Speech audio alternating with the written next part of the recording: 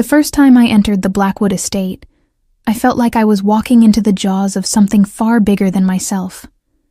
Thunder rolled across the sky as I stepped out of the taxi, my second-hand dress already soaked through from the short walk up the cobblestone driveway. The mansion loomed above me, all harsh angles and dark windows, a modern fortress disguised as a luxury home. Mrs. Petrovich, the head housekeeper, had made it clear during my interview that this was more than a job, it was a lifeline. "You need this more than we need you," she'd said, her eyes flicking over my worn shoes and desperate expression. "Remember that." And she was right. With rent 3 months overdue and the eviction notice already taped to my door, I couldn't afford to be picky. Sophia Reeves? A man in a tailored suit appeared from nowhere, his face expressionless as he assessed me from behind sleek sunglasses. Despite the pouring rain, not a drop touched him beneath the massive black umbrella he held. "Follow me." The foyer echoed with my wet footsteps, each one leaving embarrassing imprints on the pristine marble. I clutched my small bag of belongings closer, hyper-aware of the security cameras tracking my movement and the men in dark suits positioned at strategic points throughout the house. Mrs. Petrovich had warned me, this wasn't just any wealthy family. This was the home of Alexei Volkov, and his name alone had made the blood drain from my face during the interview. Everyone in the city knew of the Volkovs. Their legitimate businesses, real estate, nightclubs, restaurants, were just the shiny veneer covering something much darker. There were whispers of trafficking, extortion, and violence that trailed the family name like a shadow. But desperation makes cowards of us all. And I told myself I would just clean the floors, wash the linens, and keep my head down. I wouldn't see anything I shouldn't. I wouldn't hear anything I shouldn't. Mrs. Petrovich appeared at the top of the grand staircase, her silver hair pulled into a severe bun. "You're late," she said, though I was exactly on time, "and you're dripping all over the floor." "I'm sorry," I murmured, my voice smaller than I intended. "You'll be assigned to the East Wing," she continued as if I hadn't spoken. "Mr. Volkov's private quarters. You'll clean when he's not present. If he returns while you're working, you leave immediately. No eye contact, no speaking unless spoken to. Understood?" I nodded, though my stomach twisted at the thought of being in the same space as the infamous Alexei Volkov, even with him absent. "Your uniform is in your quarters. You start in 30 minutes. My quarters turned out to be a small but clean room in the staff wing, with a twin bed, dresser, and window overlooking the extensive gardens. The walls were a pristine white, the bedding crisp and new. It was nicer than anywhere I'd lived in the past 2 years, which said more about my circumstances than the room itself. The uniform was simple, a charcoal gray dress with a white collar. Practical but fitted. As I slipped it on, I caught my reflection in the mirror. Pale skin, dark circles under hazel eyes, chestnut hair pulled back into a practical bun. I looked exactly like what I was. Invisible. The perfect quality for a maid in a house where seeing too much could be dangerous. The East Wing was eerily quiet as Mrs. Petrovich showed me through it, pointing out the rooms I would be responsible for.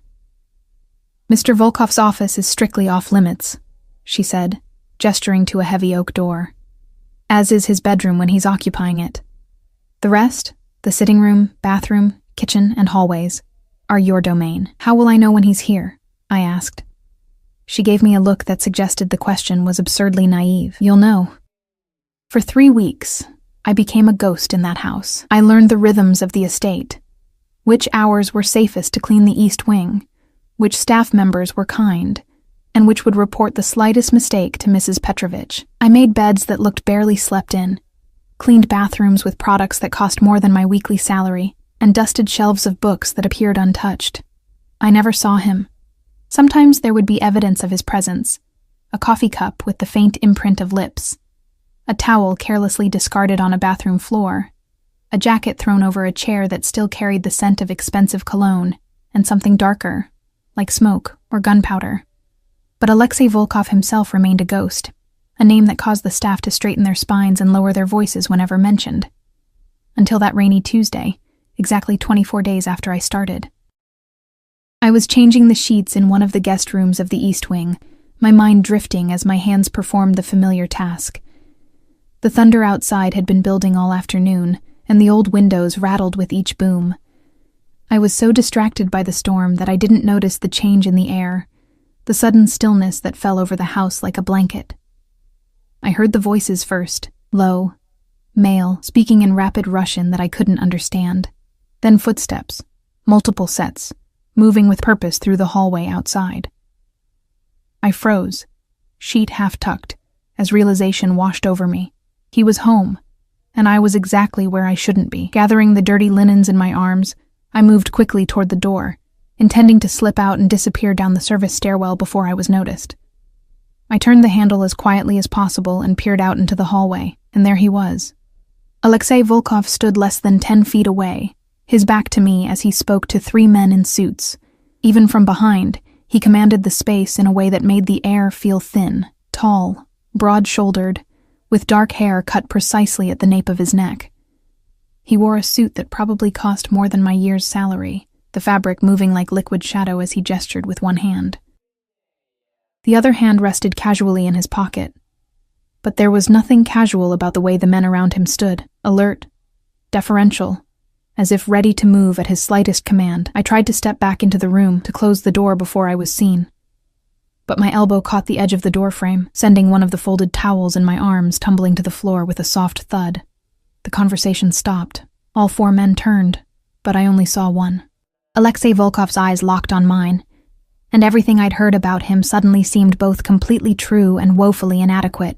He couldn't have been more than 35, with features that belonged on a Renaissance painting, high cheekbones, a straight nose, and lips that might have been sensual if they weren't pressed into a hard line.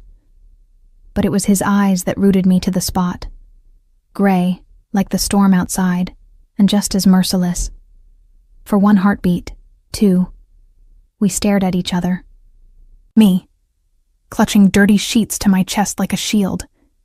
Him, something unreadable flickering across his expression before it settled back into cold assessment. I'm sorry, sir, I managed, my voice barely audible. I was just finishing up. He said something in Russian to the men without taking his eyes off me. They nodded and moved away, disappearing around a corner. Then he stepped toward me, and it took everything I had not to back away. "You're new," he said. His voice was deep, accented but perfect English, with the kind of authority that suggested he rarely needed to raise it to be obeyed. "Yes, sir. 3 weeks now. I know who you are, Sophia Reeves." The sound of my name in his mouth felt invasive somehow, like he'd reached out and touched me without permission. "Mrs. Petrovich has informed me of all new staff." He took another step closer, and I caught his scent. Expensive cologne layered over something earthy and distinctly male. Despite the cool air, heat rushed to my face. "You shouldn't be in this wing now," he continued. There was no anger in his voice, just statement of fact, which somehow made it worse. "I'm sorry. I didn't know you'd returned. I was just changing the, now you know." His eyes traveled over my face, down to my collar, and back up again. Not sexual, but assessing. Like I was a puzzle he was trying to solve in the most efficient way possible. "I have some associates arriving this evening. Make sure the guest rooms in the West Wing are prepared." "Yes, sir." I clutched the linens tighter, painfully aware of how small I felt in his presence. He nodded once, dismissing me, and turned away.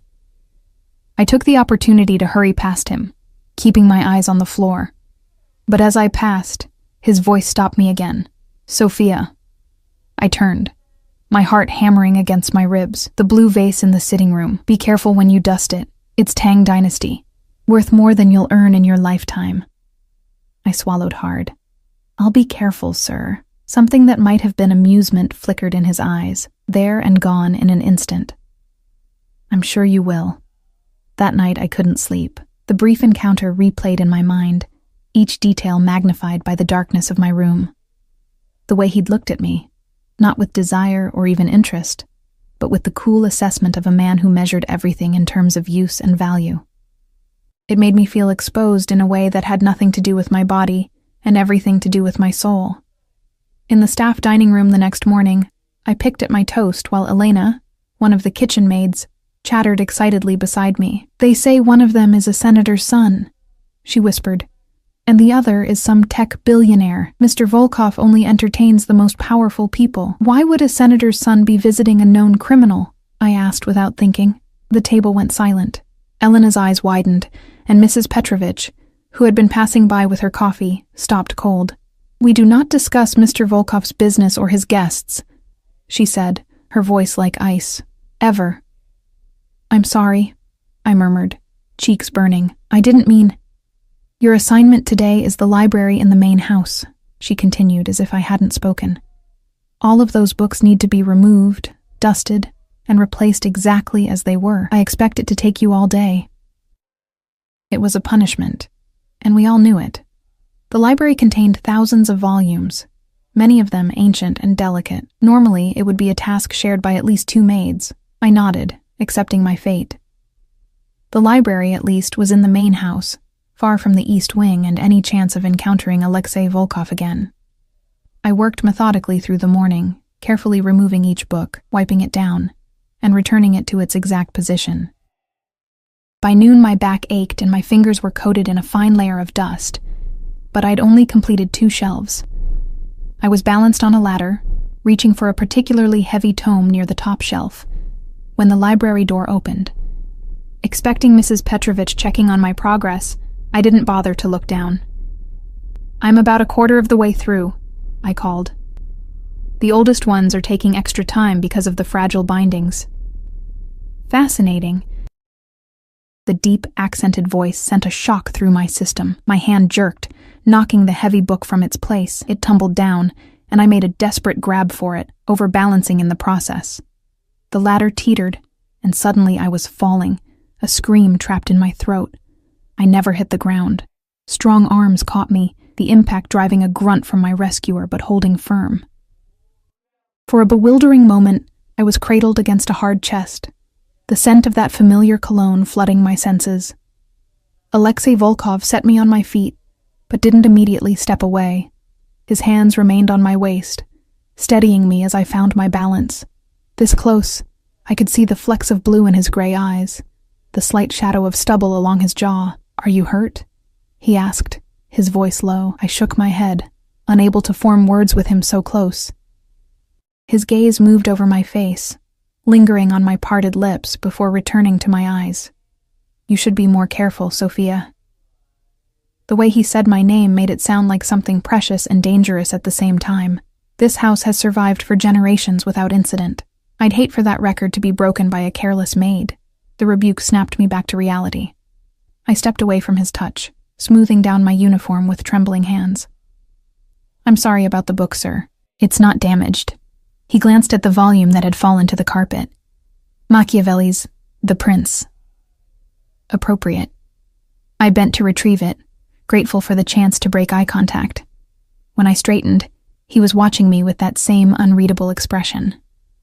"You're new to this kind of work," he said. It wasn't a question. I hesitated, then nodded. "Yes, sir." "What did you do before?" The question surprised me. Wealthy employers rarely showed interest in their staff's backgrounds, beyond ensuring they weren't criminals or spies. "I was a nursing student," I admitted, "but I had to leave the program." "Why?" I looked away, uncomfortable with the direction of the conversation. "Financial reasons." He made a sound that might have been understanding or dismissal. "And now you dust my books." "Yes, sir." He took a step closer, and I had to force myself not to back away. "Tell me, Sophia, do you always follow orders so obediently?" Something in his tone made my skin prickle with awareness. There was a current beneath the words, a test being administered that I didn't understand. I chose my response carefully. "I try to do my job well, sir." His lips curved slightly, not quite a smile. A diplomatic answer. He reached past me to return the Machiavelli to its place on the shelf, his arm brushing mine in the process.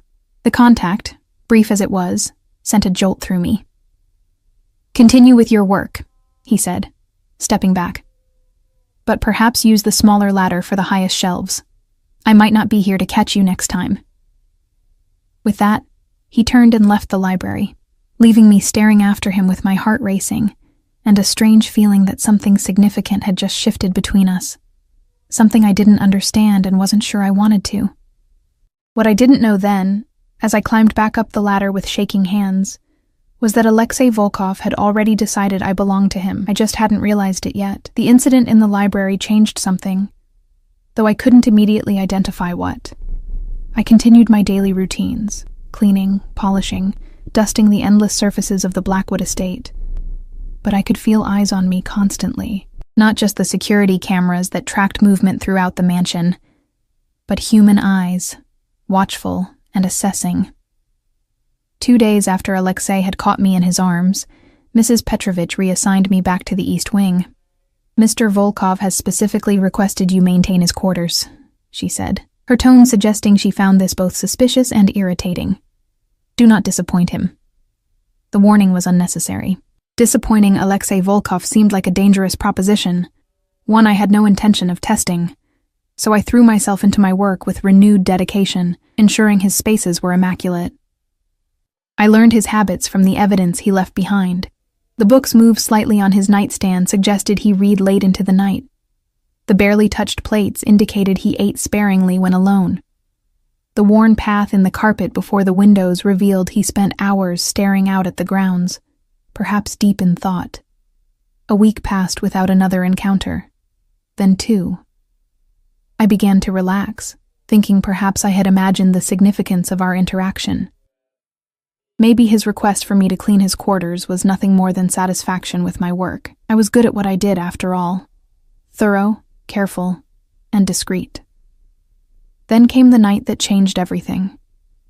It was past midnight, and I shouldn't have been in the East Wing at all.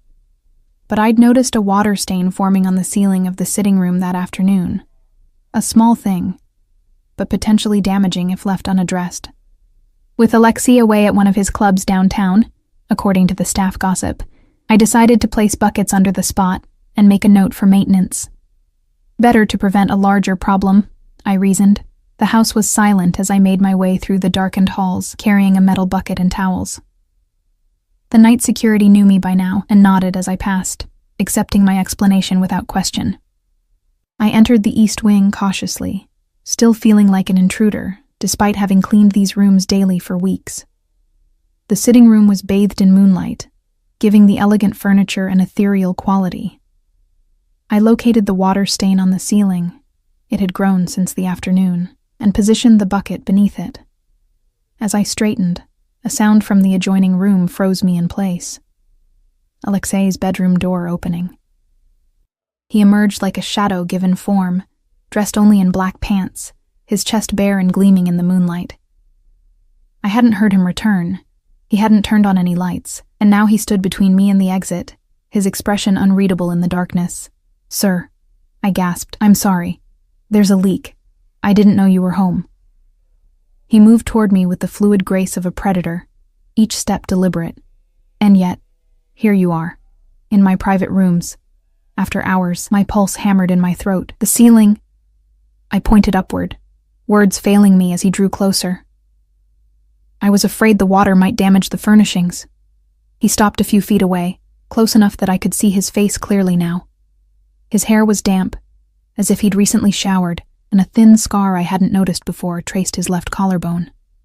He studied me for a long moment, then glanced up at the ceiling where a drop of water fell into the bucket with a metallic ping.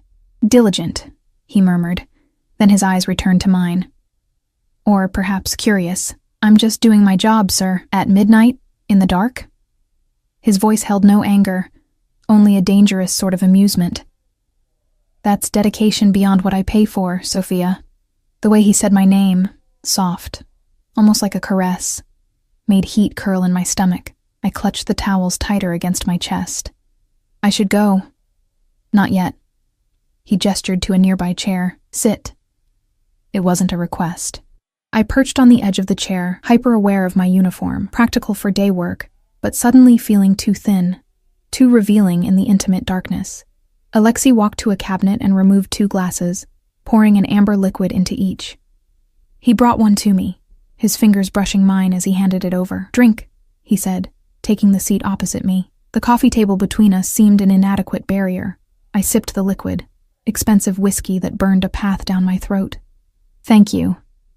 He watched me over the rim of his own glass, eyes reflecting the moonlight. Tell me why you're really here, Sophia. I told you, the water leak. Could have waited until morning.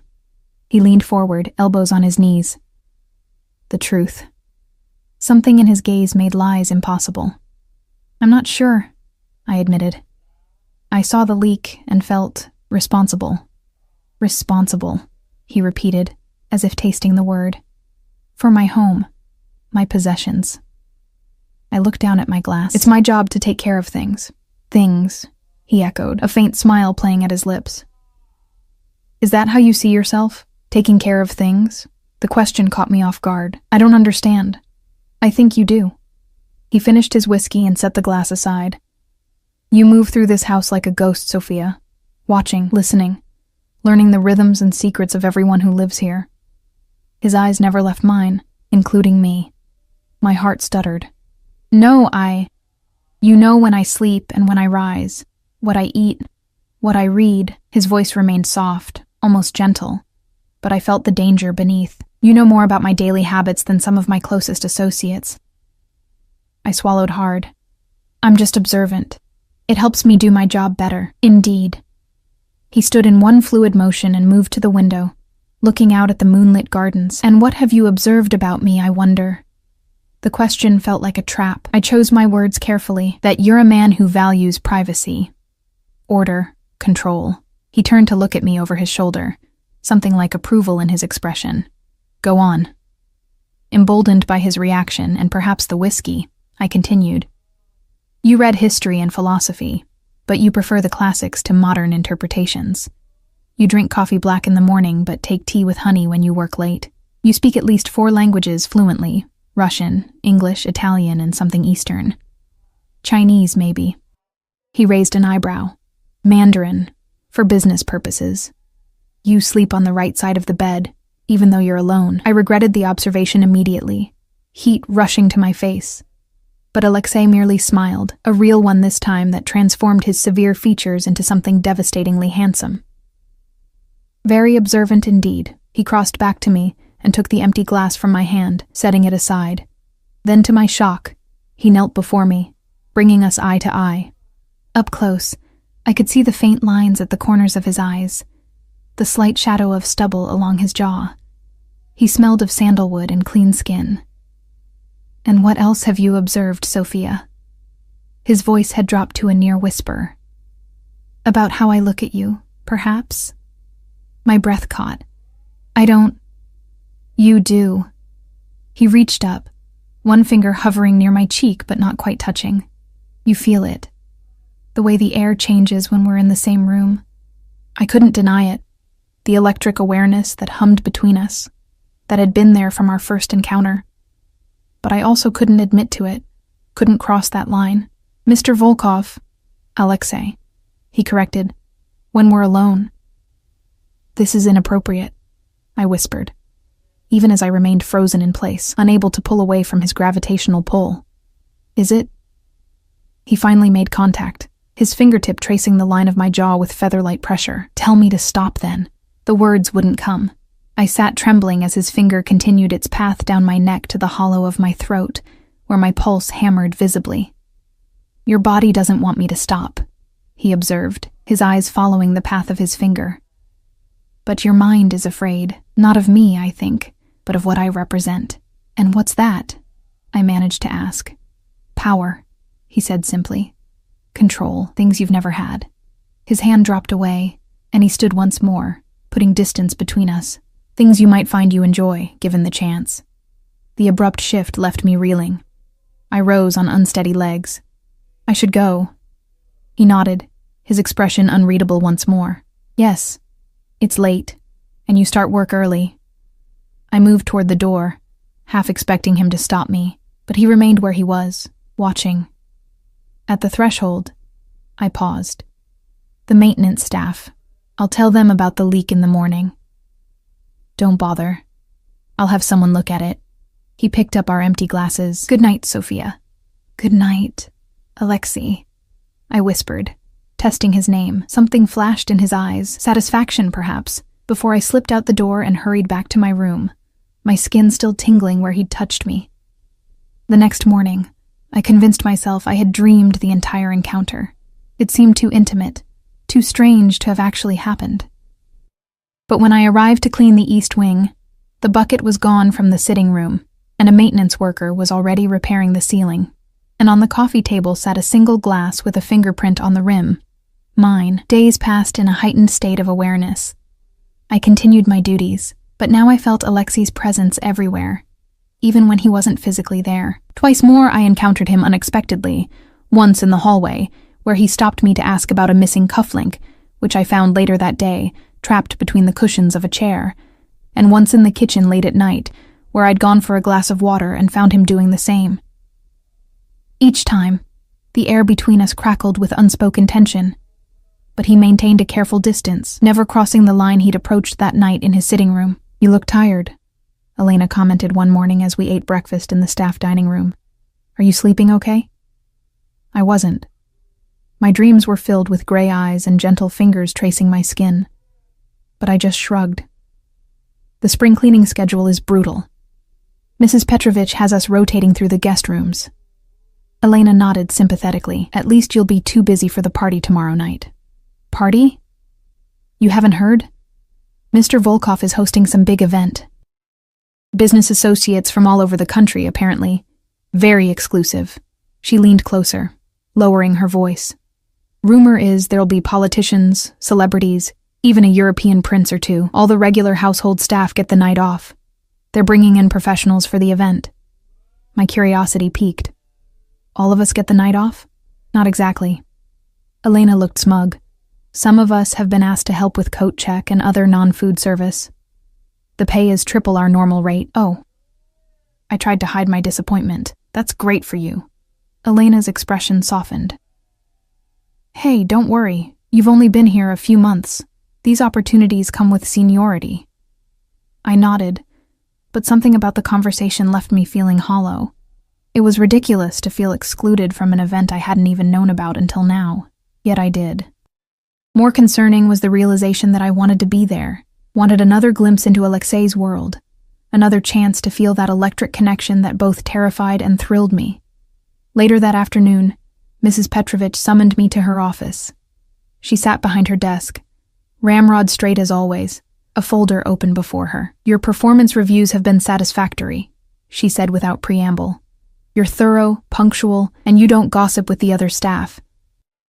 "Thank you," I said, uncertain why this warranted a special meeting. She closed the folder.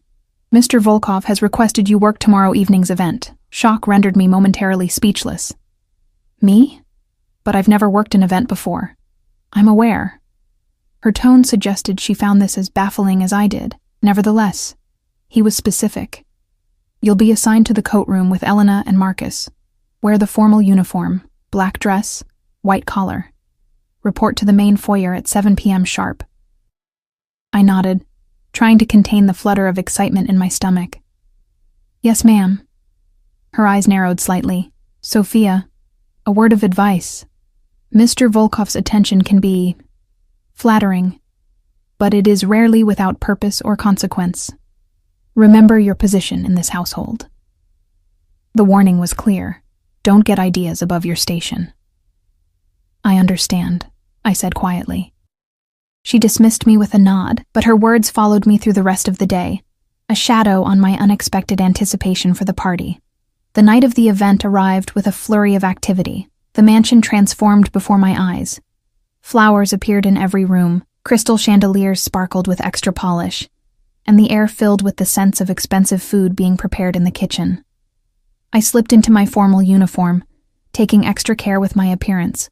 The black dress was simple but elegant, fitted at the waist before falling to just below my knees. I left my hair in its usual bun, but took more time ensuring it was neat and secure. Elena found me as I made my way to the foyer. "Look at you," she exclaimed. "You clean up nice." I smiled, grateful for her friendliness when so many of the other staff had remained distant. "So do you. Are you nervous?" "A little," she admitted. "Some of these guests are seriously powerful people. One wrong move and..." She drew a finger across her throat dramatically. "Don't even joke about that," I muttered, glancing around to make sure no one had overheard. She rolled her eyes. "Relax. I'm kidding. Mostly. She linked her arm through mine. Come on. Mrs. Petrovic will have our heads if we're late. The coat room was a converted study near the main entrance, large enough to accommodate hundreds of garments on the racks that had been installed for the occasion. Mrs. Petrovic ran through our duties with military precision, greet each guest, take their coat or wrap, provide a claim ticket, and arrange the items by number. Under no circumstances were we to enter the main party areas unless specifically requested by Mr. Volkov or his head of security. And remember, she finished, these guests value discretion above all else. You see nothing, you hear nothing, you say nothing. Clear? We all nodded our understanding. As she left, Elena nudged me. Did you see the security outside? It's like Fort Knox out there. I hadn't, but I wasn't surprised. Whatever the official purpose of this gathering, I was certain the real business conducted would not be entirely legal. The guests began arriving at 8. Men in impeccable suits escorting women dripping in jewels, their collective net worth probably equaling the GDP of a small country. Elena and I worked smoothly together, smiling politely as we accepted fur coats, cashmere wraps, and Italian leather jackets. Marcus checked claim tickets and managed the racks, ensuring everything remained organized. I had just finished helping an elderly woman with her mink stole when I felt it, that familiar shift in the atmosphere that signaled Alexei's presence. I turned to find him standing in the doorway, resplendent in a black tuxedo that fit him like a second skin. His dark hair was swept back from his forehead, emphasizing the sharp angles of his face. He looked both dangerous and devastatingly handsome. His eyes found mine immediately, as if he'd known exactly where I would be. He nodded slightly, then turned to address Marcus. Everything running smoothly? Yes, sir, Marcus replied. No issues so far. Good. Alexei's gaze returned to me. Sophia, I need you to help me with something. Come with me. Elena's eyes widened, and I felt a blush creep up my neck as I followed Alexei out of the coat room. He led me through the bustling foyer, past servers carrying trays of champagne and hors d'oeuvres, and into a quiet hallway I knew led to his study. Is something wrong, sir? I asked, conscious of the curious glances following our progress. Alexei, he corrected quietly. And no, nothing's wrong. I just need your assistance for a moment. He opened the study door and gestured for me to enter. The room was warm and dimly lit, the walls lined with books and a fire crackling in the hearth. He closed the door behind us, and suddenly we were alone, the sounds of the party muffled to a distant hum. What do you need me to do? I asked, my voice steadier than I felt. Alexei moved to his desk and picked up a small velvet box. I need a woman's opinion, he said, opening it to reveal a stunning diamond bracelet. The stones caught the firelight, sending prisms of color dancing across the walls. Do you think this will impress Senator Harrison's wife? I understand it's her birthday next week. I stared at the bracelet, then at him, confusion washing over me. You brought me here to ask about jewelry? A smile played at the corners of his mouth. Is that so strange? You have a house full of elegant, sophisticated women who would be better qualified to judge, perhaps. He removed the bracelet from its box and held it out to me. Try it on. It wasn't a request. I extended my wrist, and he fastened the clasp around it, his fingers lingering on my pulse point. The diamonds were cool and heavy against my skin, impossibly beautiful and completely out of place with my modest uniform. Perfect, he murmured, but he wasn't looking at the bracelet. I withdrew my hand carefully, unfastening the clasp and returning the jewels to him. It's beautiful. Anyone would be impressed. He returned the bracelet to its box. Thank you for your opinion. But he made no move to return to the party, instead studying me with that intense gaze that seemed to see through every defense. Is there anything else you need, sir? Alexei? Yes, he said simply. I need you to understand something. My heart rate accelerated. What's that? He took a step closer. I don't bring staff to my private study for trivial matters. I don't request specific maids for my personal quarters, and I certainly don't notice the way a woman's uniform fits or how she looks in moonlight. The implications of his words hung in the air between us, undeniable now. Why me? I whispered. He reached out, his finger tracing the line of my collar just as he had that night in his sitting room. Because you see me, he said softly. Not the money or the power or the reputation.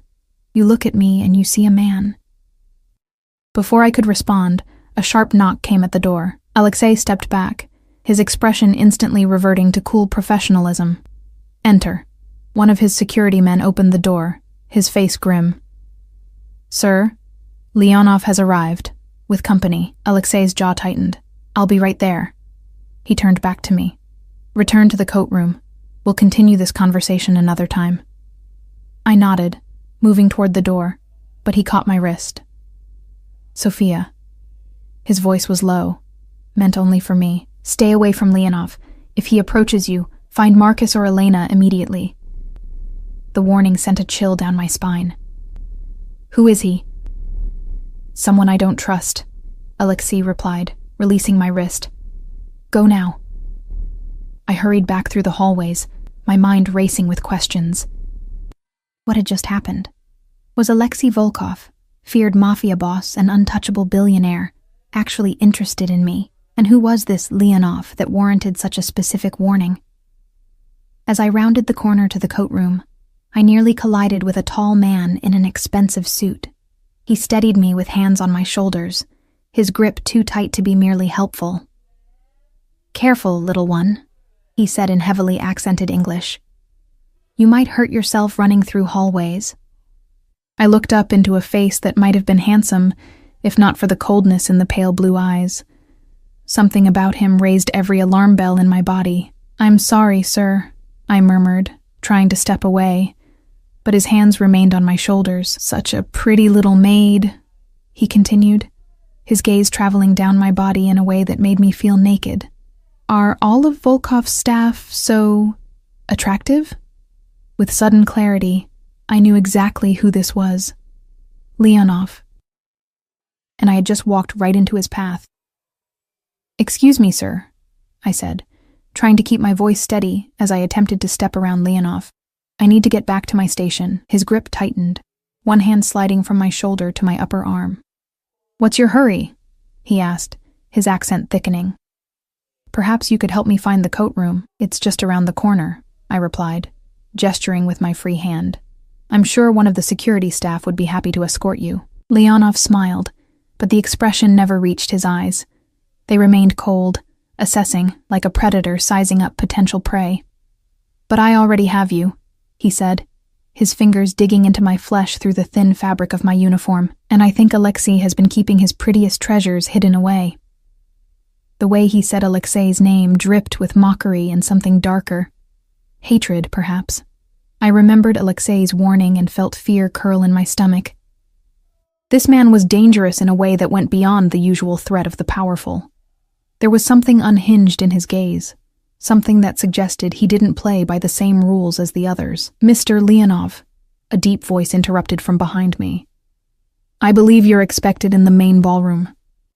I nearly sagged with relief as one of Alexei's security men, Dmitri, I thought his name was, appeared beside us, his face impassive, but his stance unmistakably protective as he positioned himself partially between Leonov and me.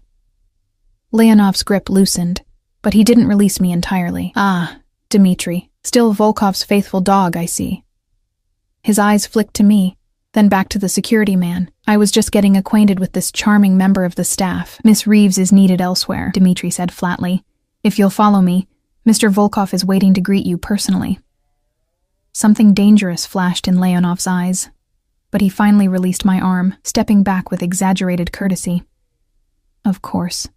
We mustn't keep the great Alexei Volkov waiting. He looked at me once more, his gaze lingering uncomfortably. I'll see you later, Miss Reeves. The fact that he knew my name sent a chill through me. I hadn't introduced myself. He had clearly asked about me, or had been told about me. Neither possibility was comforting. Dmitri remained expressionless, but as Leonov turned to walk away, he placed himself firmly between us.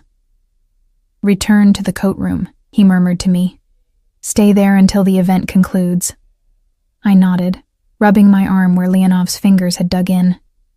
There would be bruises tomorrow, I was certain. Thank you, I whispered. Dmitri gave a slight nod before following Leonov toward the ballroom. I hurried back to the coat room, where Elena pounced on me immediately. "What happened?" she demanded in a hushed voice. "Why did Mr. Volkov ask for you specifically? And why do you look like you've seen a ghost?" Marcus shot her a warning glance. "Not here," he muttered, nodding toward the doorway where guests were still arriving intermittently. I forced a smile and resumed my position, taking coats and distributing claim tickets with mechanical efficiency while my mind raced. The encounter with Leonov had shaken me more than I wanted to admit. It wasn't just his threatening manner or the possessive way he'd gripped my arm. It was the look in his eyes when Dmitri mentioned Alexei, pure hatred, barely contained. And then there was Alexei himself. His words in the study replayed in my mind. "Because you see me, not the money or the power or the reputation. You look at me and you see a man." What was I supposed to do with that, with the knowledge that one of the most dangerous men in the city looked at me and saw something worth pursuing? The rest of the evening passed in a blur. Guests came and went from the coat room, some already intoxicated, others engaged in hushed conversations that ceased abruptly when they noticed us. Elena tried several times to question me about my brief absence, but I deflected, claiming Alexei had merely wanted my assistance with an arrangement of flowers that wasn't to his liking. "Flowers?" Elena repeated skeptically. "He pulled you away from your duties for flowers?" I shrugged, keeping my eyes on the coat rack I was organizing. "You know how particular he is about everything." She clearly didn't believe me but didn't press further. Around midnight, the guests began to depart, and we were busy returning coats and wraps. I kept a wary eye out for Leonov, but to my relief, he didn't return to the coat room. By 2 a.m, the last guest had departed, and Mrs. Petrovich dismissed us with instructions to report for regular duty at noon the next day. "A small concession for your late night," she explained, which from her was practically a grand gesture of generosity. I walked with Elena back to the staff wing, both of us too tired to talk much. As we reached her door, she turned to me with concern in her eyes. "Be careful, Sophia," she said quietly. "What do you mean?" She glanced down the hallway to ensure we were alone. "I've worked here for 3 years. I've seen how it goes when Mr. Volkov takes an interest in someone." My heart skipped. "I don't know what you're talking about. Please," she scoffed gently. "The way he looks at you? The special assignments? It's obvious to anyone paying attention." She took my hands in hers. "I'm not judging you. God knows he's handsome and rich and powerful.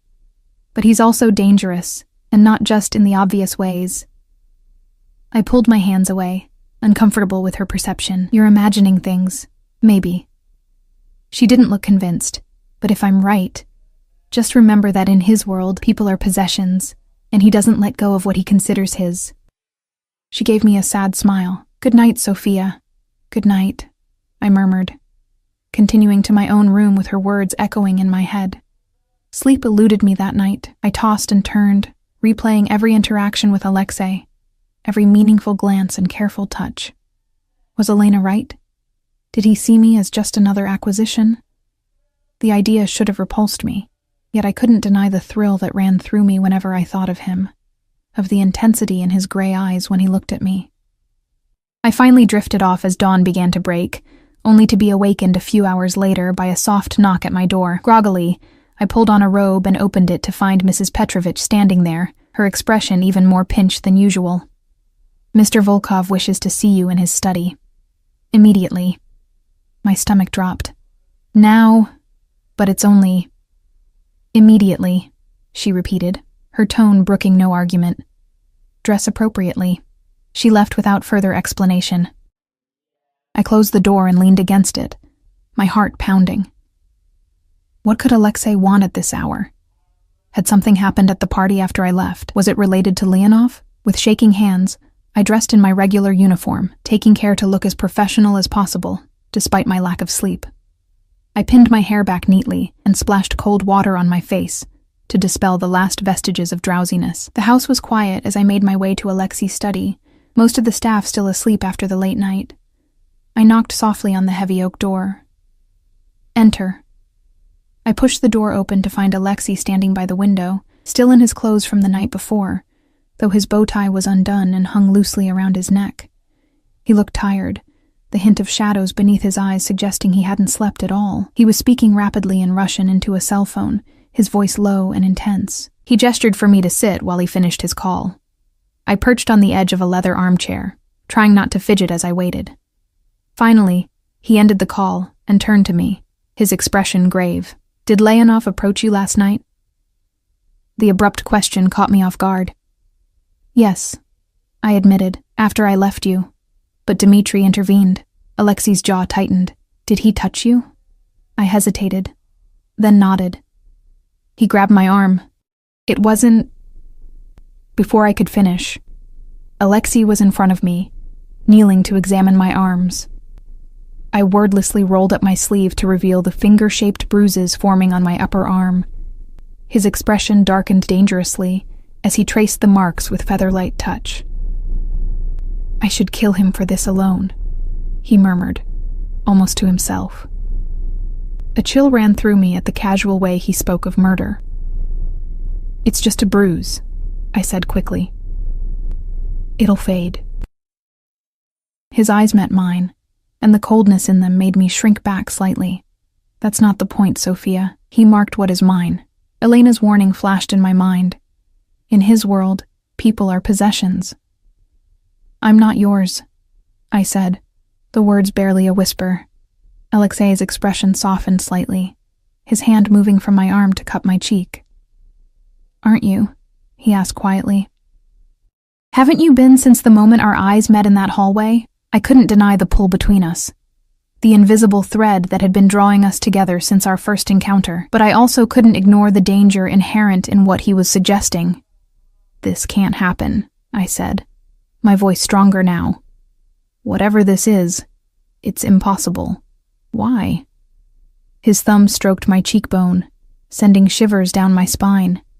"Because of who I am, or because of who you believe yourself to be?" "Both," I admitted. And I'm just a maid?" He smiled slightly. "Do you think I care about that? About arbitrary distinctions of class or status? It's not arbitrary when one person has all the power." His smile faded. "You have more power than you know, Sophia. Especially over me." The intensity of his gaze made it hard to breathe. I stood abruptly, needing distance between us. "You don't even know me." "I know enough." He rose as well, but didn't follow as I retreated toward the door. "I know you're intelligent, observant, and far too good for the life you're living. I know you left nursing school not just for financial reasons, but because your father's gambling debts forced you to abandon your education to support your mother and younger sister." At my startled look, he continued, "Yes, I had you investigated. I know your father disappeared 2 years ago, leaving your family with nothing but creditors at the door.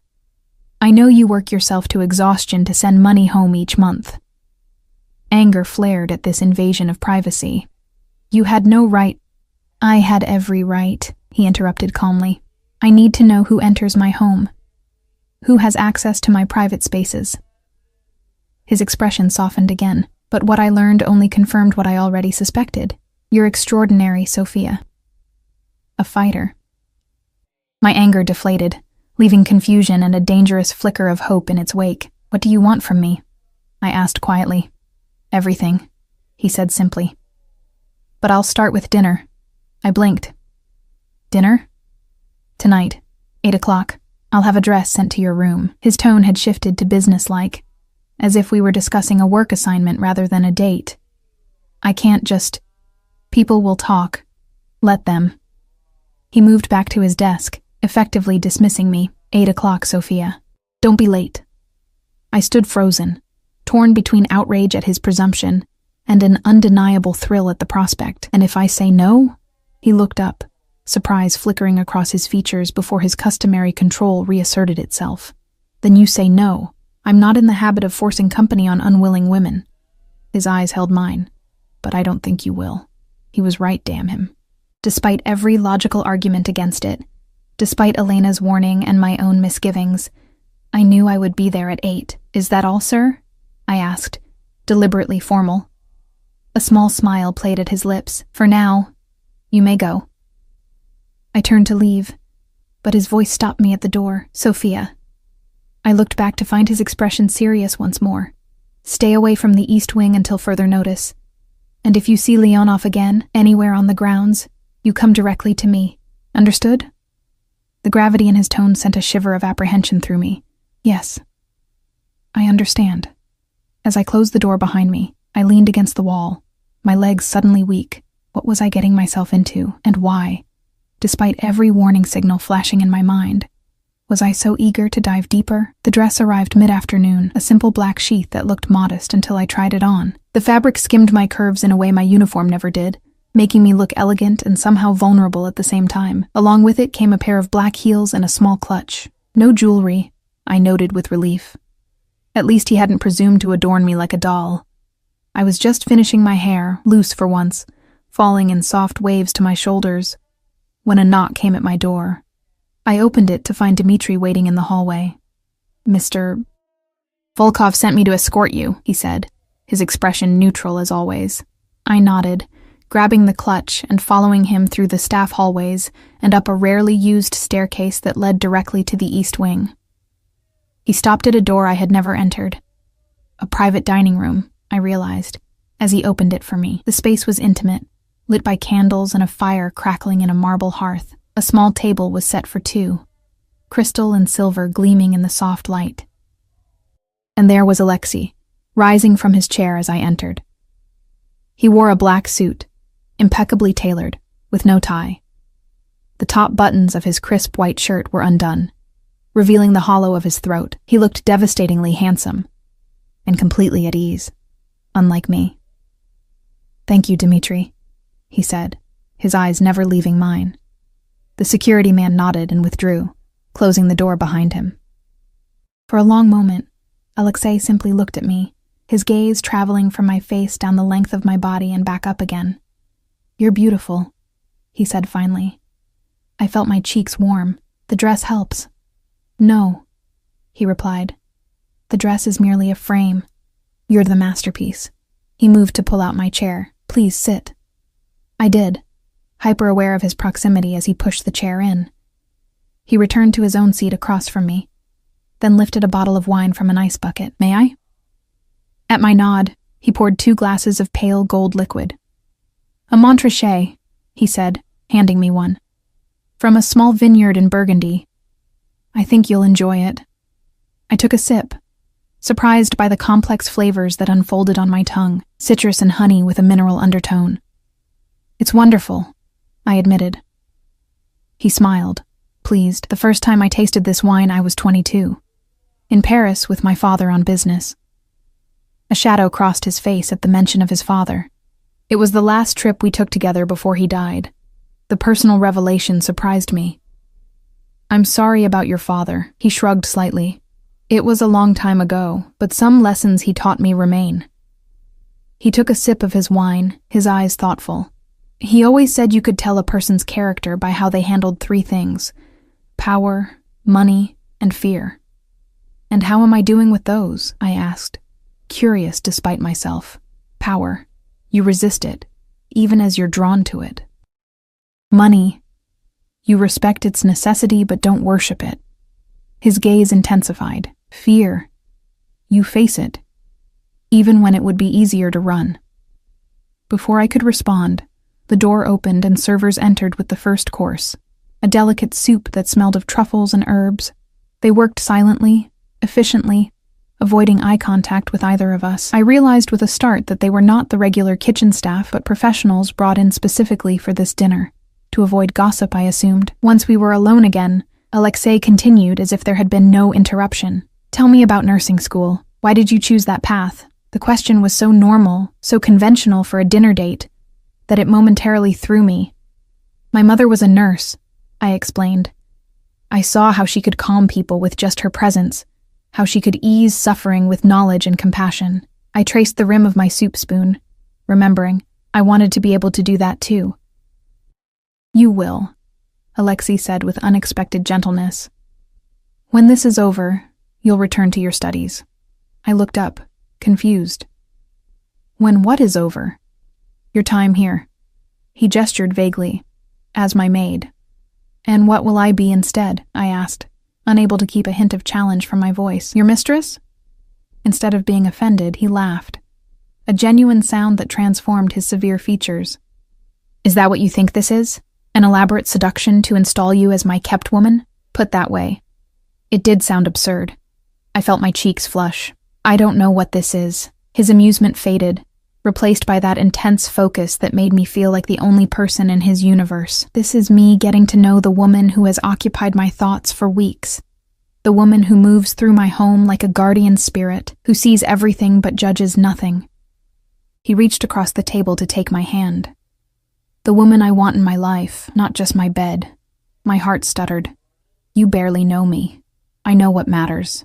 His thumb stroked my palm. "The rest, we'll learn together." The remainder of the dinner passed in a haze of exquisite food, candlelight, and conversation that flowed more easily than I would have believed possible. Alexei asked about my family, my childhood in a small town outside the city. My dreams before life had intervened. I found myself telling him things I'd never shared with anyone, about the night my father disappeared, about the crushing responsibility that fell on my shoulders at 22, about the guilt I carried for not being able to give my sister the life she deserved. In turn, he spoke of his own path, the son of a Russian immigrant who had built a business empire through means both legal and illegal, the weight of expectation that had rested on him since childhood, the isolation that came with his position. He didn't directly mention his criminal activities, but he didn't pretend to be something he wasn't either. "You could have chosen a different path," I said as dessert was served, a delicate chocolate creation that melted on the tongue. "You're clearly intelligent enough to succeed in any field. Could I?" He considered this, swirling the last of his wine. "Perhaps. But this world, my father's world, it's in my blood. And there's honor in it, despite what outsiders think." "Honor in crime?" I couldn't keep the skepticism from my voice. He smiled slightly. "In loyalty, in protecting those who depend on you, in keeping your word." His expression grew serious, the legal and illegal blur when you look closely enough, Sophia. "Politicians take bribes and call them campaign contributions. Corporations exploit loopholes to avoid taxes while their workers struggle. At least in my world, the rules are clear. Break your word, betray your family, there are consequences." I could see his point, even if I didn't fully agree. "And Leonov? Did he break the rules?" Alexei's expression hardened. "Leonov betrayed everyone who ever trusted him. He sold information to our enemies, resulting in the deaths of good men. He traffics in things even I won't touch, children specifically." His voice dropped, cold with controlled rage, and now he thinks he can walk back into this city, into my home, and act as if nothing happened. The vehemence in his tone made me shiver. "Why did you invite him to the party then?" "Keep your friends close and your enemies closer," he quoted. I needed to see who still supports him, who he's aligned himself with. He reached for my hand again. "But enough about Leonov. This evening is about us." As he said it, a clock somewhere in the house struck 10. I realized with surprise that we'd been talking for hours. "I should go," I said reluctantly. "It's late, and I have early duty tomorrow." "No, you don't." At my questioning look, he explained. "I've arranged for you to have different responsibilities going forward. Starting tomorrow, you'll be my personal assistant." I stared at him, caught between flattery and indignation. "Don't I get a say in this?" "Of course. You can say no." His expression remained calm, but I sensed tension beneath. "But the position comes with significantly higher pay, private quarters in the East Wing, and hours that would allow you to take evening classes at the local college, if you're interested in resuming your education." The offer was tempting, more than tempting. It would mean more money to send home, a chance to rebuild my future, and continued proximity to Alexei, but it also meant deeper entanglement in his dangerous world. "What would my duties include?" I asked cautiously. "Managing my calendar, coordinating with my business associates, accompanying me to certain events." He traced a pattern on my palm. "Being near me." "And that's all? Just professional duties?" His eyes darkened. "I won't lie and say I don't want more, Sophia. But that's your choice to make, not a condition of employment." I pulled my hand away gently. "I need to think about it." "Of course." He stood and came around to help me from my chair. "Take tonight to consider. Let me know your decision in the morning." He walked me to the door, where Dmitri waited to escort me back to my room. At the threshold, Alexei raised my hand to his lips, pressing a kiss to my knuckles that sent electricity racing up my arm.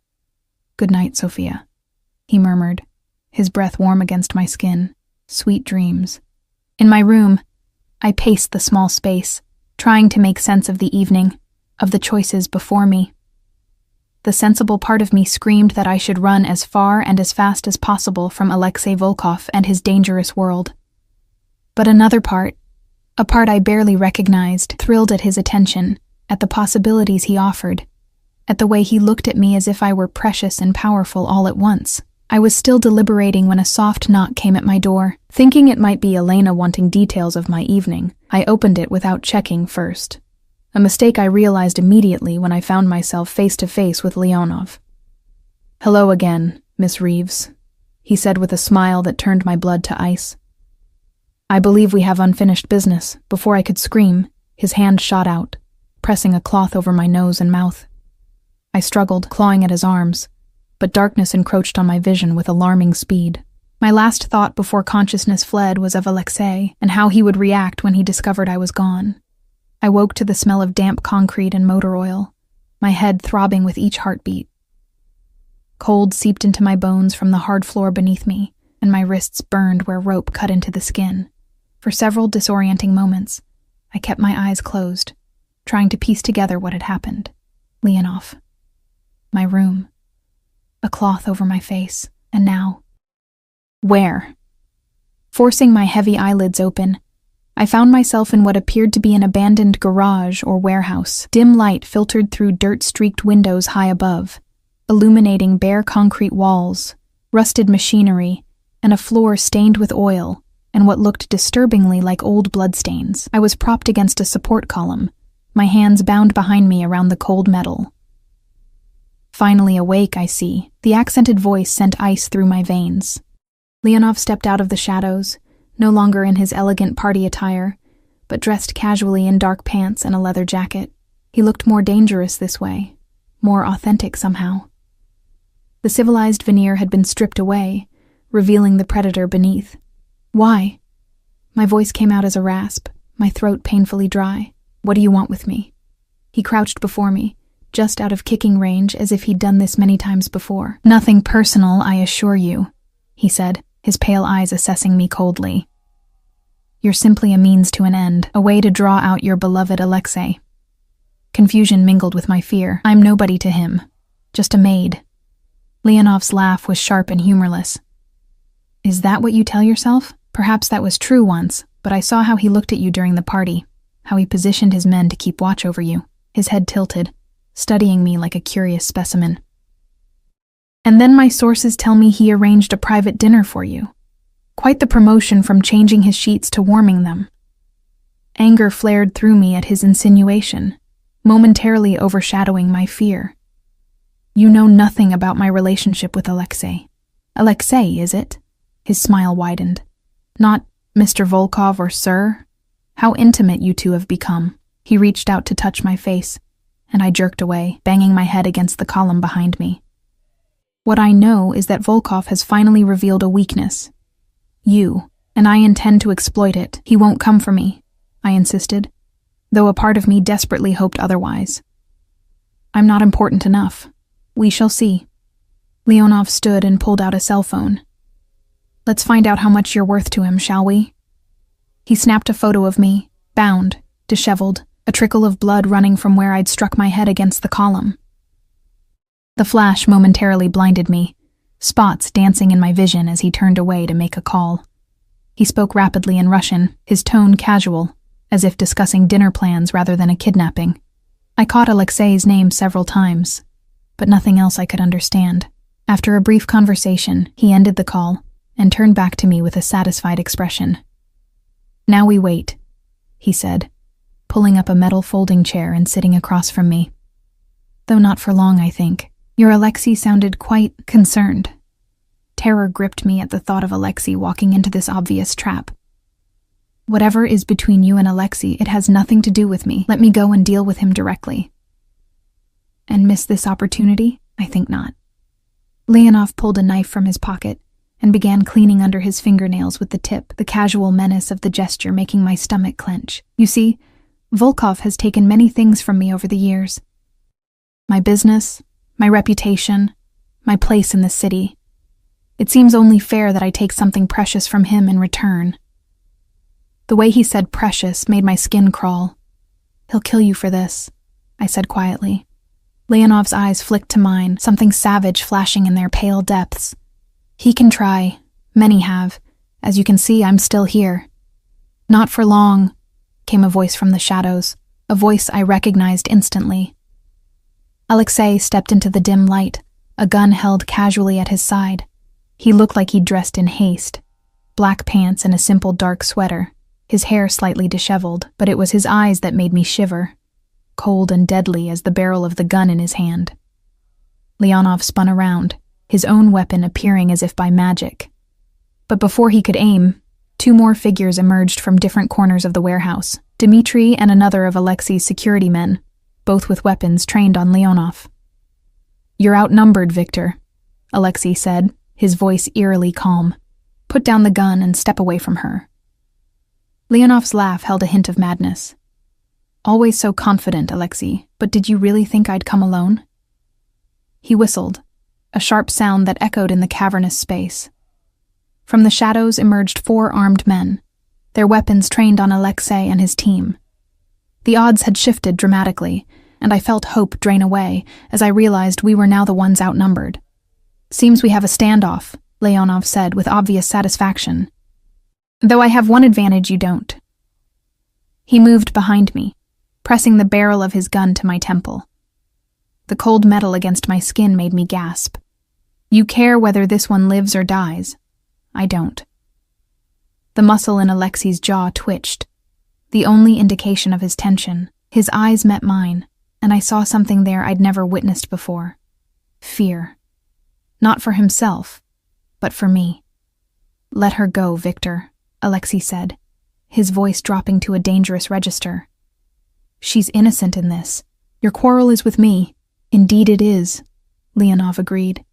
"Which is why you're going to order your men to drop their weapons and leave. Then you and I can discuss our differences." "Don't," I whispered, earning a painful jab of the gun against my head. "Silence," Leonov hissed. Alexei's expression didn't change, but something shifted in his posture, a subtle relaxing that seemed paradoxically more dangerous. "You know I can't do that, Victor, but I can offer you something better, a trade." Leonov's interest was clearly piqued. "What could you possibly offer that would be worth more than watching you suffer as I kill your woman?" "The account numbers," Alexei said simply. "All of them, including the ones in Zurich and Cayman." The gun at my temple wavered slightly. "You're bluffing. You'd never give up that much." "For her?" Alexei's eyes found mine again, something soft and fierce in them simultaneously. "I would." The naked emotion in his voice stunned me. This was more than attraction or possession. This was something deeper, something that defied the short time we'd known each other. Leonov seemed equally surprised, his breathing changing as he considered the offer. "The full accounts, access codes and all? Everything," Alexei confirmed. "In exchange for Sophia's freedom and safety.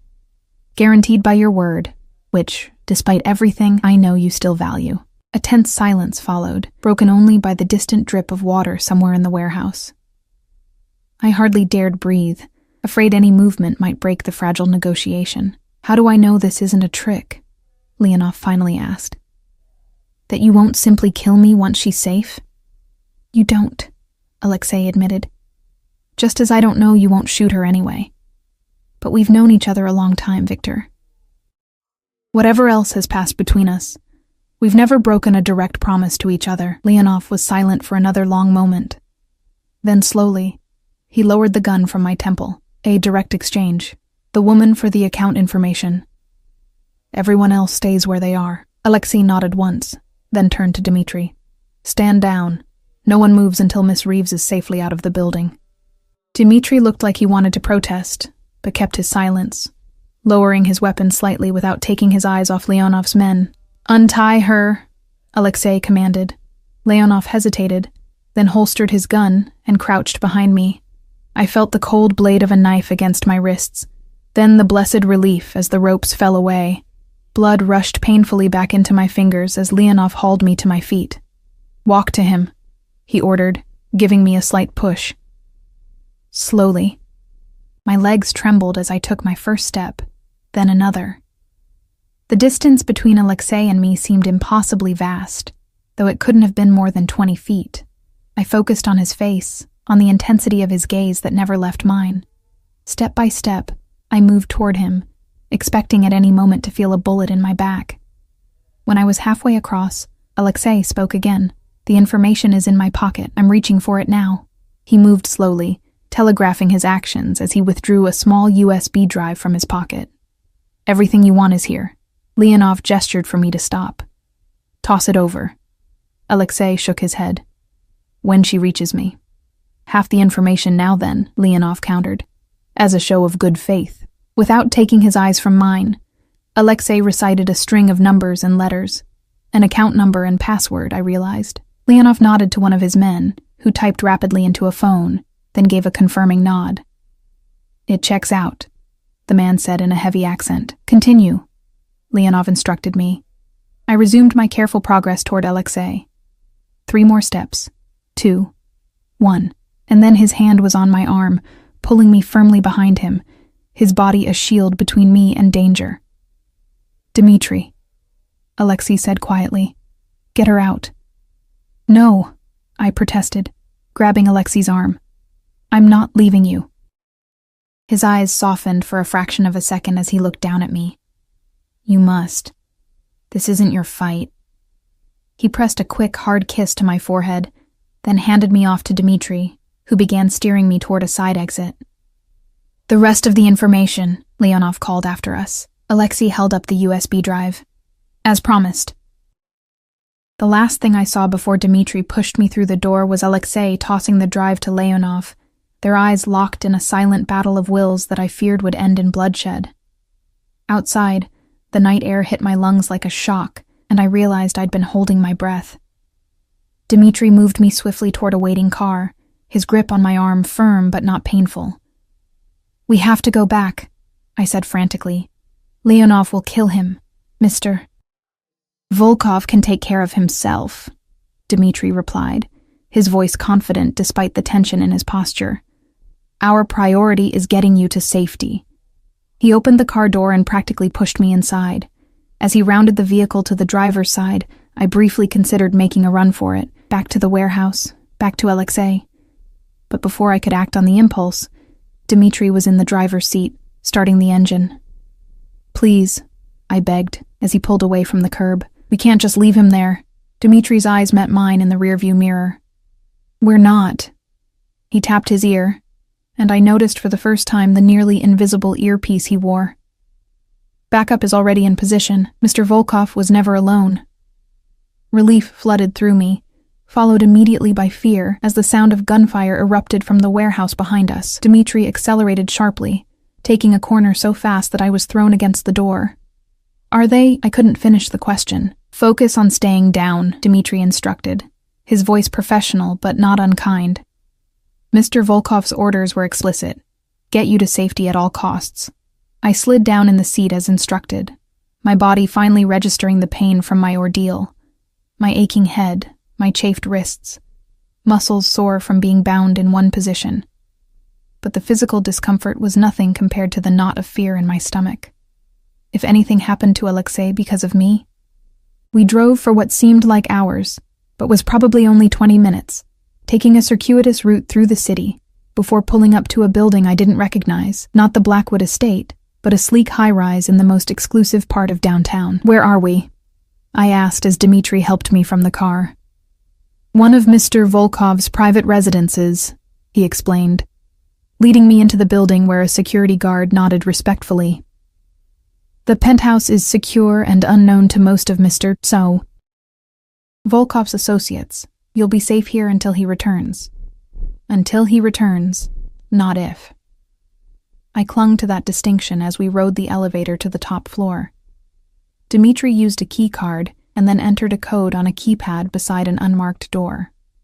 It swung open to reveal a stunning apartment, all clean lines and floor-to-ceiling windows offering a panoramic view of the city lights below. "Make yourself comfortable," Dmitri said, gesturing to the expansive living area.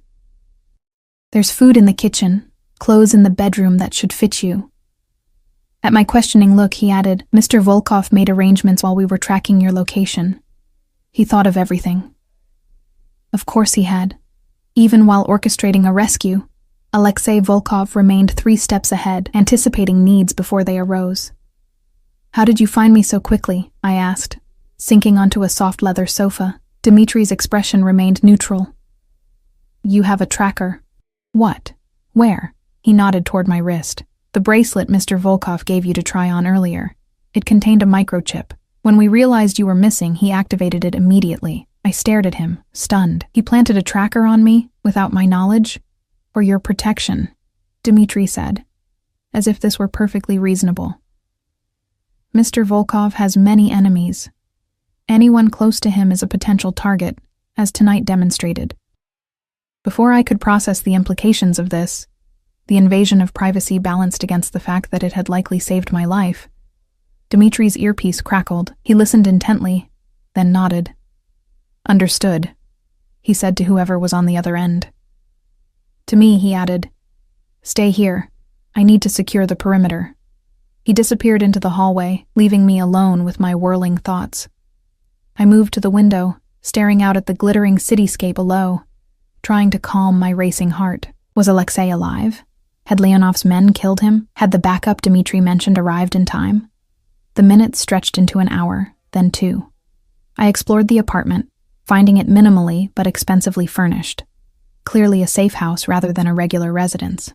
In the master bedroom, I discovered a closet containing women's clothing in approximately my size, just as Dmitri had said.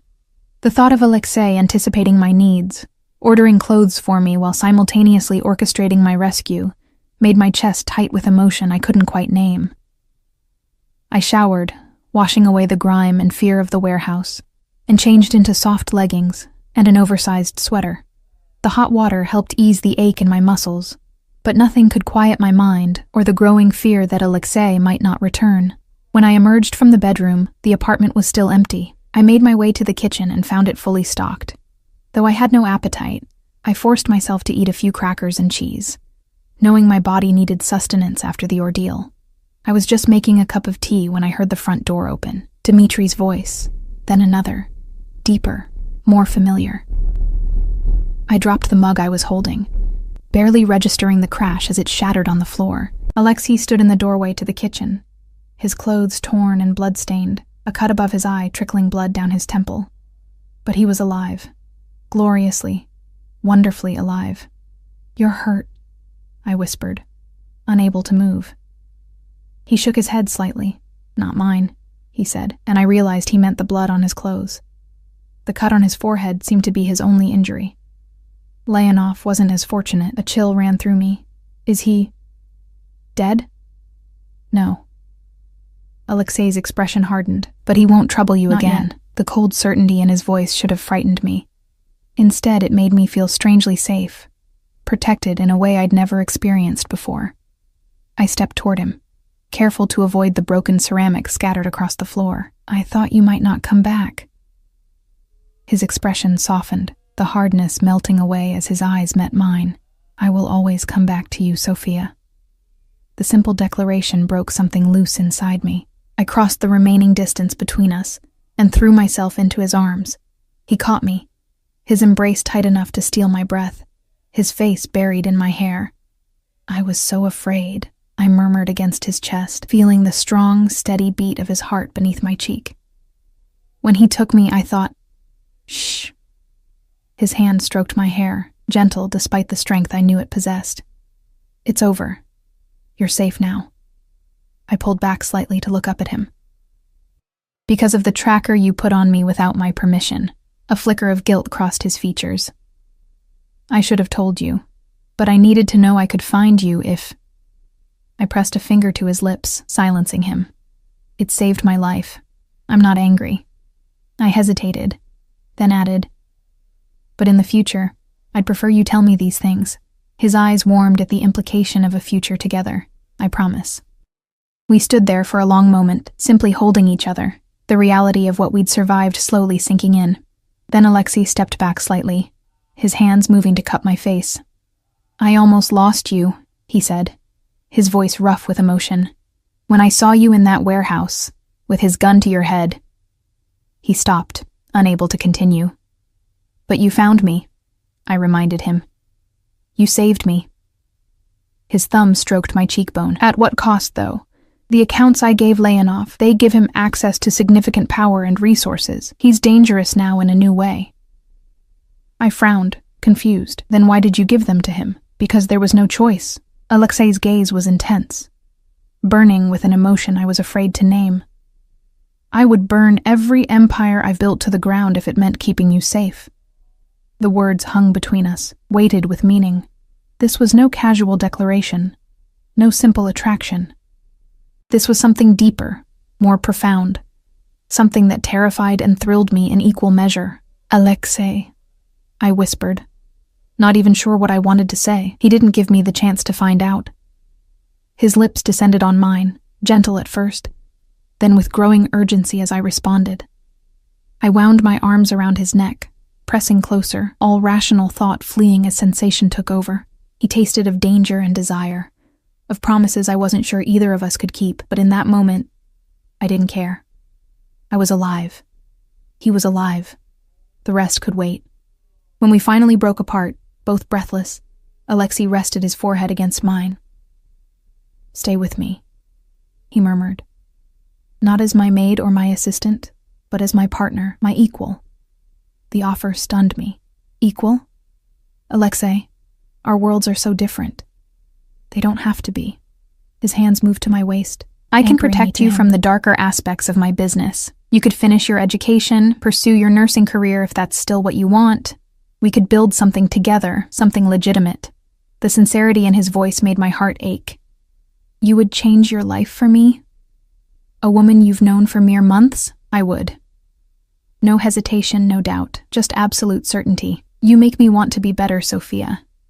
To build rather than destroy. To create a legacy that's more than power and fear." I searched his face, looking for any sign of deception or manipulation, but all I saw was raw honesty, vulnerability I suspected few had ever witnessed from Alexei Volkov. "I need time," I said finally. "Tonight has been overwhelming." Disappointment flickered in his eyes, but he nodded, releasing his hold on my waist. "Of course. I shouldn't have pressed you after everything you've been through." I caught his hand before he could withdraw completely. "I'm not saying no. I'm just asking for space to think clearly, to be sure that what I'm feeling is real and not just a reaction to trauma and rescue." Understanding dawned in his expression. "Take all the time you need. I'll have Dmitri take you wherever you want to go. Back to the estate, to a hotel, to your family, wherever you feel safe." The fact that he was willing to let me go, to give me the freedom to choose, told me more about his feelings than any passionate declaration could have. "I'd like to stay here tonight," I said softly. "If that's all right. I don't think I could bear to be alone right now." Relief washed over his features. "This place has 3 bedrooms. You can have whichever you prefer." He brushed a strand of hair from my face. "I'll be nearby if you need anything, but I won't intrude on your space." The consideration in the offer touched me deeply. This man, who commanded an empire built on intimidation and force, was treating me with a gentleness I hadn't known he possessed. "Thank you," I whispered. He pressed a kiss to my forehead, then stepped back. "Get some rest. We can talk more tomorrow." I nodded, suddenly exhausted now that the adrenaline was fading. As I turned to head back to the bedroom, Alexei's voice stopped me. "Sophia." I looked back to find his expression serious once more. "Whatever you decide about us, know that you'll always have my protection. Your family, too. I've already arranged for your mother and sister to be moved to a secure location, with funds to cover their needs and your sister's education." Tears sprang to my eyes at this unexpected generosity. "You did that? When?" "After our dinner, before," he gestured vaguely, indicating the chaos that had followed. "I wanted to give you peace of mind, Regardless of your decision about the assistant position, I was speechless, overwhelmed by the magnitude of what he'd done. I don't know how to thank you. You don't need to. His smile was gentle. Your happiness is thanks enough. As I laid in bed that night, in a room more luxurious than any I'd ever slept in before, I replayed the events of the day in my mind. The kidnapping, the terror of the warehouse, the moment Alexei appeared like an avenging angel to save me, his willingness to sacrifice his wealth for my safety, his kiss, searing with promise and possibility, his offer of a future together. It was too much to process, too overwhelming to make sense of in the aftermath of trauma. But one thing was becoming increasingly clear. As sleep finally claimed me, my life would never be the same. For better or worse, Alexei Volkov had woven himself into the fabric of my existence. And despite every logical argument against it, I didn't want him to let go. Morning arrived with golden light streaming through floor-to-ceiling windows. For a moment, disorientation gripped me as I stared at the unfamiliar ceiling, the events of the previous day rushing back in a dizzying flood. The kidnapping, the warehouse, Leonov's gun against my temple, Alexei's rescue, and his unexpected declaration. I sat up, wincing at the soreness in my muscles. The bruises on my wrists had darkened to purple, vivid reminders of how close I'd come to death. With trembling fingers, I traced the marks, trying to reconcile the quiet luxury surrounding me with the violence that had brought me here. The apartment was silent as I made my way to the kitchen, half expecting to find it empty. Instead, I discovered Alexei at the counter, dressed casually in a black sweater and jeans, making coffee. He looked up as I entered, his expression softening when our eyes met. "Good morning," he said, his voice gentle. "How did you sleep?" "Better than I expected," I admitted, suddenly self-conscious in the borrowed clothes, aware of my uncombed hair and bare face. "Thank you for everything." He nodded, handing me a steaming mug. Cream, no sugar, if I remembered correctly. The fact that he had noticed such a small detail touched me. Perfect. We stood in companionable silence for a moment, sipping our coffee, the domesticity of the scene at odds with the circumstances that had brought us here. Finally, Alexei spoke. "I have news." His tone was carefully neutral. Leonov was found dead this morning in his hotel room. Apparent suicide. I nearly dropped my mug. Suicide? But you said... I said he wouldn't trouble you again. Alexei's expression revealed nothing. I didn't specify how that would be ensured.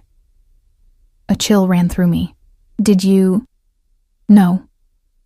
He set his mug down, meeting my gaze directly, though I would have, without hesitation if necessary, but it seems Leonov knew his position was untenable after last night. The accounts I gave him? They were monitored.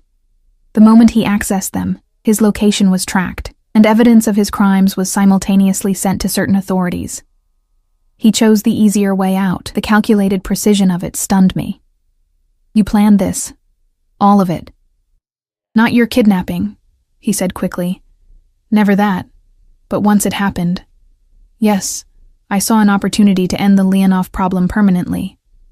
I struggled to reconcile the man before me, gentle, considerate, making me coffee exactly as I liked it, with the ruthless strategist who had engineered a rival's destruction so completely. "You're frightened of me now," Alexei observed, reading my expression with unnerving accuracy. "You're wondering if you can love a man capable of such calculation." "Love?" The word escaped me in a whisper. His smile was sad. "Is that not what we're discussing? What else would make a man like me offer to change his entire life? What else would make a woman like you consider staying with someone like me?" The directness of the question stripped away any pretense. This was the crossroads, the moment of decision I'd asked for but wasn't sure I was ready to face. "I don't know if what I feel is love," I said honestly. "It's too new, too tangled up with fear and gratitude and other things."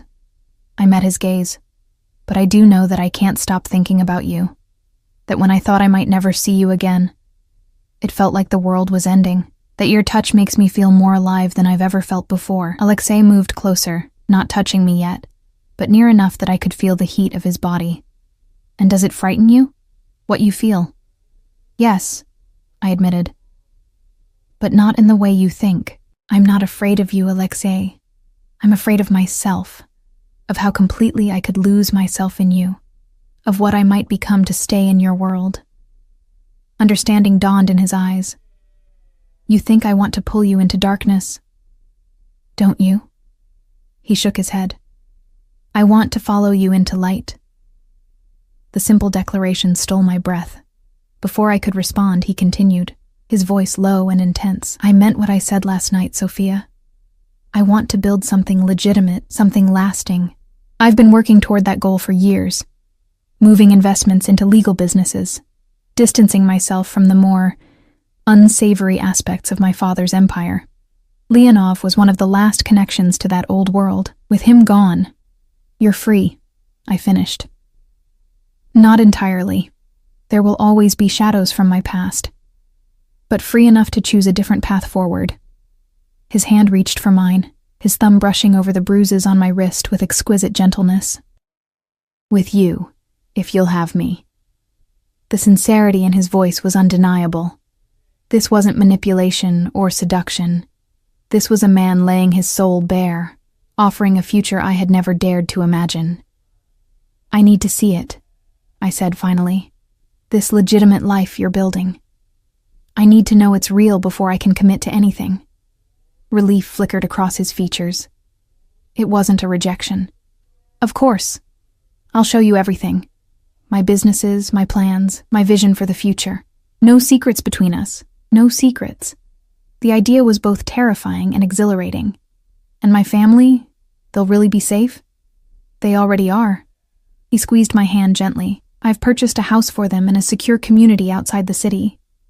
Your sister's tuition at the private academy is paid through graduation, and your mother has a position waiting for her at a prestigious hospital if she wants it. Tears stung my eyes. The burden I'd carried for so long, the desperate struggle to provide for my family after my father's desertion, lifted in an instant. Why would you do that for them? For me? Alexei's expression softened. Because they're part of you, and because I understand the weight of family obligation better than most. He hesitated, then added, My father's legacy was complicated, but he taught me one thing I've never forgotten. Protect what's yours with everything you have. Am I yours then? I asked. The question both challenge and surrender. His eyes darkened. That depends entirely on you. The moment stretched between us, heavy with possibility. Then, making my decision, I closed the distance between us, rising on my toes to press my lips to his. He responded immediately, his arms encircling me, drawing me against him as if he'd been starving for my touch. This kiss was different from our first, not desperate with relief, but deliberate, a choice made with clear eyes and full understanding of what it meant. When we finally parted, both breathless, I saw something I'd never witnessed in Alexei's eyes before: hope. Is that a yes? He asked, his voice rough. It's a beginning, I replied, my hand still resting on his chest, feeling his heart thunder beneath my palms. I want to try, to see if we can build something real between us. His smile transformed his face, erasing years of hardness and calculation. That's all I ask. Over the next 6 months, Alexei kept every promise he'd made that morning. He showed me his legitimate businesses, restaurants, real estate developments, tech investments, all thriving and above board. He introduced me to his most trusted associates, men and women who ran the legal side of his empire with efficiency and integrity. And most surprisingly, he began the process of disentangling himself from the criminal enterprises that had made his family infamous. It wasn't a perfect transformation. There were heated arguments when I discovered connections he'd failed to sever, dangerous moments when enemies from his past resurfaced. But through it all, Alexei remained steadfast in his commitment to change, not just for me, but for himself, for the future he wanted to build. I returned to nursing school, finishing the degree I'd abandoned years before. Alexei insisted on paying my tuition despite my protests, arguing that my education was an investment in our shared future. I want you to have your own path, he told me, your own strength independent of mine. Our relationship evolved gradually, each of us learning to trust the other in deeper ways. I moved from the Blackwood estate to my own apartment, a gesture of independence Alexei respected, though he stayed with me more nights than not. We established boundaries and rules. No discussions of his remaining illegal operations in my presence, no involvement of my family in his business world, complete honesty about the dangers we might face. My mother was skeptical at first when I introduced Alexei as my partner.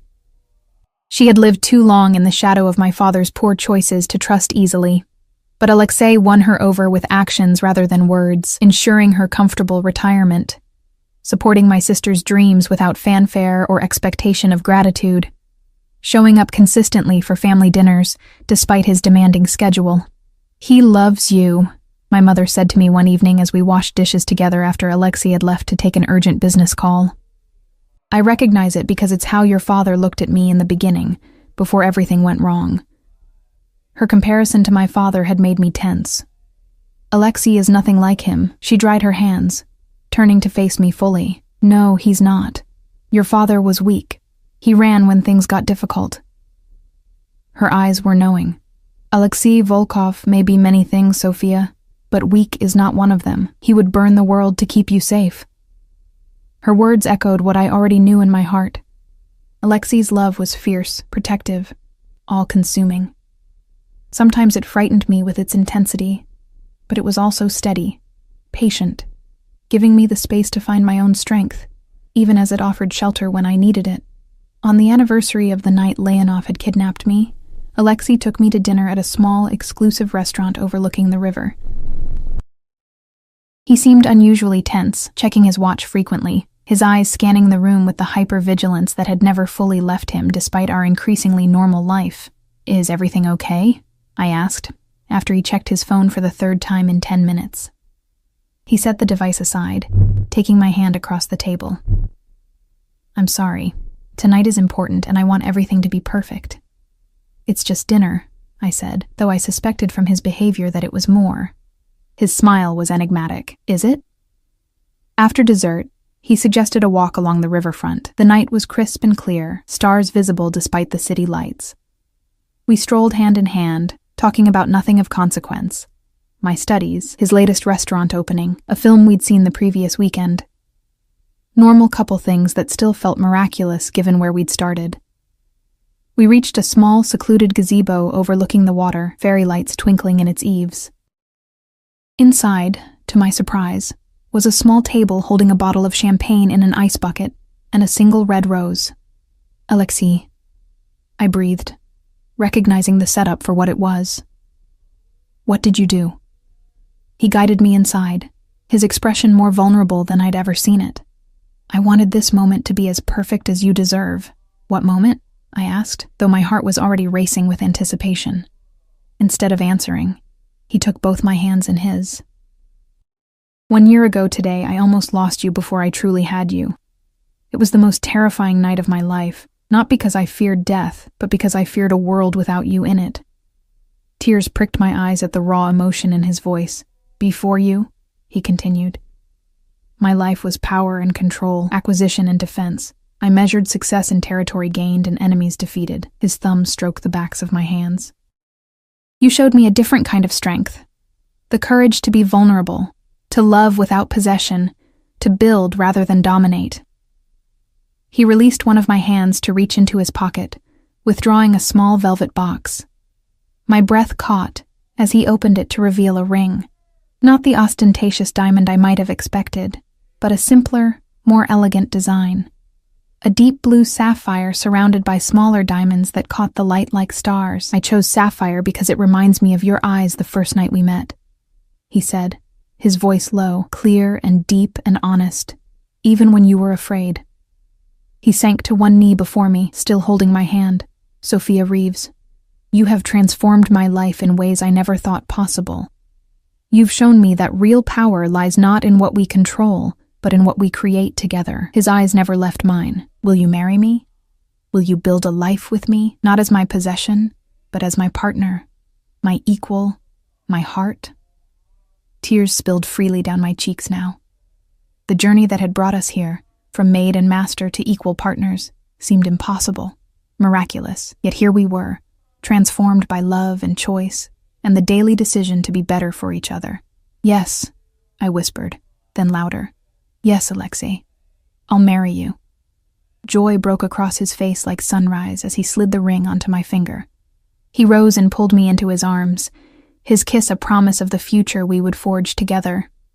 Later that night, as we lay tangled in the sheets of what was now our shared apartment, Alexei traced lazy patterns on my bare shoulder. There's something else I need to tell you, he said, his voice serious enough to make me prop myself up on my elbow to see his face. What is it? I asked, suddenly concerned. I've decided to sell the Blackwood estate, he said. Too many shadows there. Too much of my father's legacy. I want us to start fresh, in a home that's truly ours, not haunted by the past. Relief flooded me. I'd like that. I've found a place, he continued. A house by the coast, modern but warm. Room for a family if that's what we want someday. His eyes searched mine. Would you like to see it tomorrow? A family. The word hung between us, filled with possibility. We'd discussed children only in theoretical terms before, both of us cautious about bringing innocence into a world that still held dangers from Alexei's past. You really believe we can have that? I asked softly. A normal life? Children, Sunday barbecues, and school plays? He smiled, brushing a strand of hair from my face. Not normal, perhaps. There will always be security considerations, precautions others don't have to take. But yes, I believe we can have a family, a home filled with love rather than fear. His expression grew serious. The last of my father's operations will be dismantled next month. After that, everything I own, everything I am, will stand in the light. The weight of this declaration, the final severance from his criminal past, struck me forcefully. Are you sure that's what you want? You've lived in that world your entire life. It's not what I want, he corrected gently. It's what I need. For you. For us. For the children we might have someday. His hand moved to my stomach, resting there with reverent care. I want our children to be proud of their father, to know him as a builder and protector, not a name whispered in fear. Tears welled in my eyes at the vision he painted, a future I hadn't dared to imagine when I first entered the Blackwood estate as a desperate maid, seeking any employment I could find. I love you, I whispered, the words still new enough to feel precious on my tongue. And I love you, he replied, drawing me close again, more than empire, or power, or life itself. As I drifted toward sleep in his arms, I marveled at the journey that had brought us here, from the cold marble foyer where I'd stood trembling in wet shoes, to this moment of perfect belonging. We had both been transformed. Me from a woman merely surviving to one thriving in her own power. Him from a man who commanded through fear to one who led through love. It hadn't been an easy path. There had been dangers and doubts, moments when the gulf between our worlds seemed too vast to bridge. But love, real love, had proven stronger than the shadows of the past. And in each other's arms, we had found not just passion or protection, but something far more rare and precious. The promise of redemption, the chance to become more together than we could ever be apart. 1 year later, I stood on the deck of our coastal home, watching the sunset paint the sky in shades of gold and crimson. My nursing degree hung framed in my home office, where I split my time between hospital shifts and managing the charitable foundation Alexei and I had established to help families affected by domestic violence and financial hardship. The sound of the door sliding open behind me drew my attention. Alexei stepped out onto the deck, his expression softening as it always did when he looked at me. In his arms, he cradled our 3-month-old daughter, Natalia, named for his mother. She wouldn't settle, he explained, coming to stand beside me. I think she wanted to see the sunset. I smiled, taking in the sight of this powerful man so gentle with our tiny daughter. His business empire continued to thrive. Restaurants, tech investments, real estate, all legitimate now. A legacy he could proudly pass to our child someday if she wanted it. Like father, like daughter, I teased, leaning against his side. Neither of you can bear to miss a beautiful view. He pressed a kiss to my temple, his free arm wrapping around my waist. The most beautiful view is right here, he murmured. As the last rays of sunlight gilded the three of us in gold, I thought about the strange, winding path that had led us here. From a maid and a mafia boss to a family bound by love and choice rather than fear or possession. It wasn't a fairy tale. There were still occasional threats from Alexei's past that required vigilance, still moments when the darkness of his former life cast shadows across our present. But we faced them together, as equals, as partners, as the family we had built from the most unlikely of beginnings. "What are you thinking about?" Alexei asked. Noticing my contemplative mood, I smiled up at him, at the man who had once terrified me and now anchored my world, about how sometimes the most beautiful things grow from the darkest places, about how love transforms us when we let it. His eyes, once cold and calculating, now warm with devotion, met mine. About how a maid and a monster found redemption in each other. "You were never a monster," I corrected softly, reaching up to touch his cheek, "just a man who'd forgotten how to be anything else until love reminded you." He turned his face to kiss my palm, the gesture tender in its simplicity. "And you were never just a maid. You were always a queen without a crown. I just had the good fortune to recognize it before anyone else did." As night fell around us, stars emerging one by one in the darkening sky, our daughter sleeping peacefully between us, I knew with unshakable certainty that this was exactly where I belonged. Not in the shadows of Alexei's world, nor entirely separate from it, but in the life we had forged together. A life balanced between darkness and light, power and vulnerability, passion and peace. It wasn't perfect, it wasn't easy, but it was ours. And that made it the greatest love story I could have ever imagined.